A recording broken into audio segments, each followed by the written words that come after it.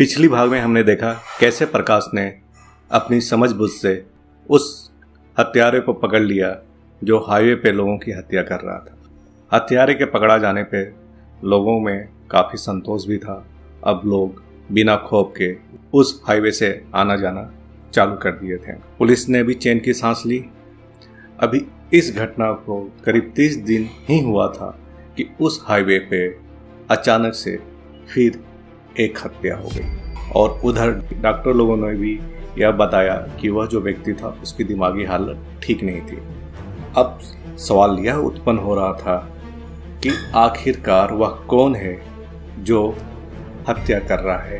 क्या प्रकाश ने गलत आदमी को पकड़ाया था ताकि वह अपनी शेष रकम ले ले, यह खबर सुनते ही फिर से उस सारे इलाके में दहशत फैल गई। प्रकाश को फिर से बुलाया गया और उसे काफ़ी डांटा गया।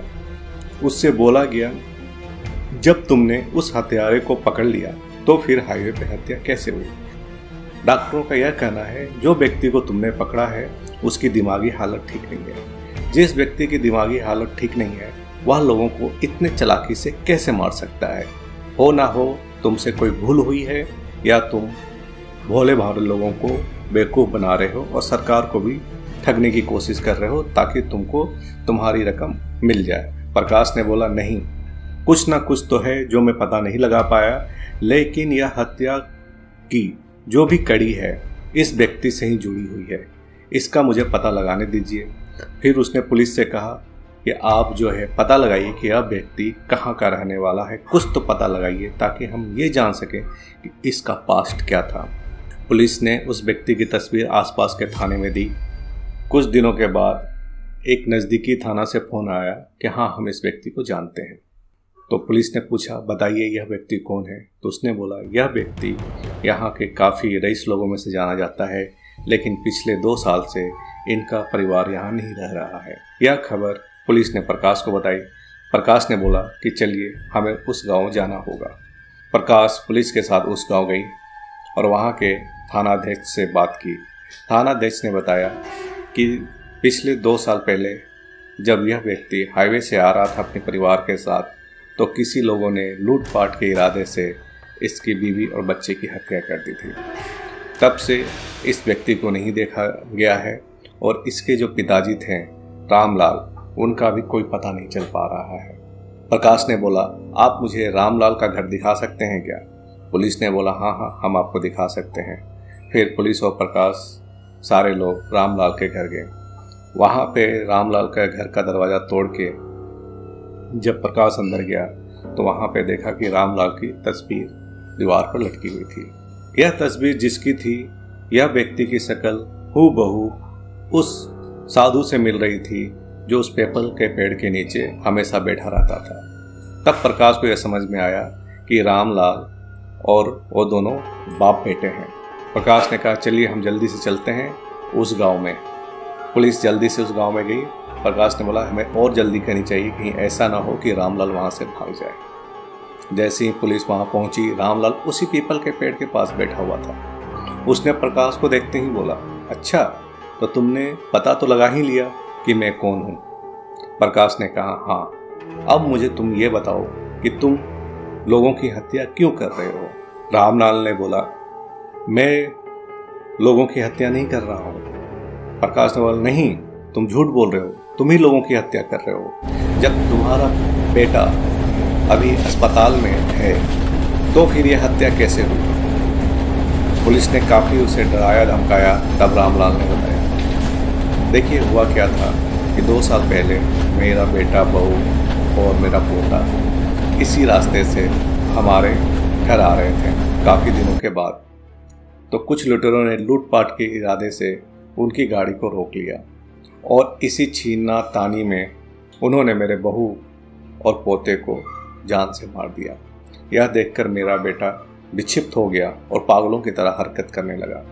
वह फिर लौटकर घर नहीं आया। वह हर रात इसी रास्ते पर रहता था जिस समय उसकी बेटे और बीबी की हत्या हुई थी। चलिए हम मान लेते हैं कि आपका बेटा इसी रास्ते पर रहता था, लेकिन हत्या करने का मकसद क्या है? वो बोला, मकसद कुछ नहीं है, कि मेरे बेटे ने किसी की हत्या नहीं की है। वह अपनी बीवी से इतना प्यार करता था कि उस रात को उसने जो भी कपड़े और गहने पहने थे वही कपड़े और गहने पहन के इसी रास्ते पे उस समय खड़ा रहता था।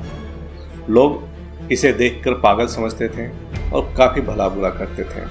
मेरे बेटे की हालत दिन प्रतिदिन खराब हो रही थी। वह आ नहीं रहा था और मुझे भी उसका कोई पता नहीं चल रहा था। तब एक गांव के लोगों ने बताया कि आपके बेटे को हमने उसी रास्ते पे देखा है। तो मैं अपने सारे काम को छोड़ छाड़ कर मैं यहाँ आ गया अपने बेटे की देखभाल करने के लिए। मैंने बहुत कोशिश की कि मेरा बेटा मेरे साथ चले, लेकिन वो जाने को तैयार नहीं था।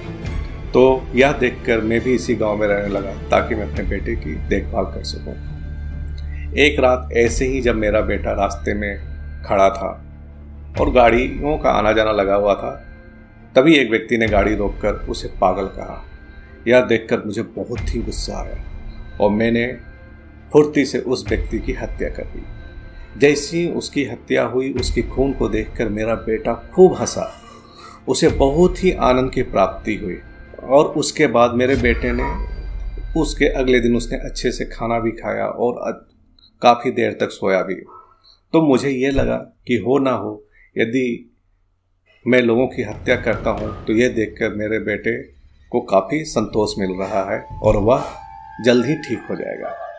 तो फिर जैसा कि मैंने आपको बताया कि मेरा लड़का हर रात उस हाईवे पे रहता ही था, उसका किसी को मारने का कोई इरादा नहीं था और उसको देखकर लोग जो है कभी झिड़क देते थे, कभी गालियाँ देते थे।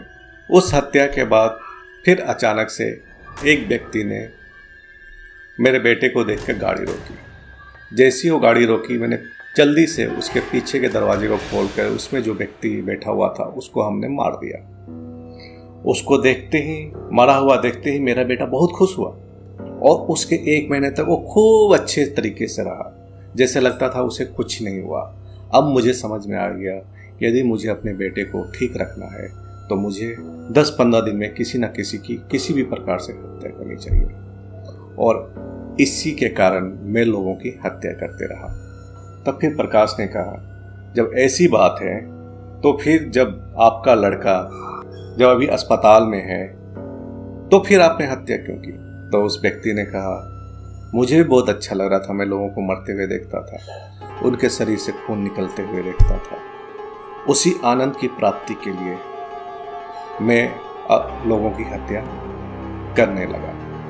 कुछ तो हत्याएं मैंने गांव वालों की भी की है जिनका लोगों को पता नहीं। यह सब सुनते ही जहां वहां खड़े सभी लोगों के सर से पसीना आने लगे। प्रकाश ने कहा, जल्दी से रामलाल को गिरफ्तार कर लिया जाए क्योंकि सारी हत्या का जिम्मेवार यही है। आखिरकार हाईवे का हत्यारा पकड़ा गया, कानूनी कार्रवाई हुई, रामलाल को कड़ी से कड़ी सजा दी गई और उसके बेटे को अस्पताल में चिकित्सीय सुविधा उपलब्ध कराई गई और कुछ साल भर के बाद रामलाल का बेटा स्वस्थ होकर अपने घर वापस आ गया। और इस तरह प्रकाश ने अपनी सूझबूझ से हाईवे के हत्यारे को पकड़ लिया। तो दोस्तों, कैसी लगी आपको यह कहानी?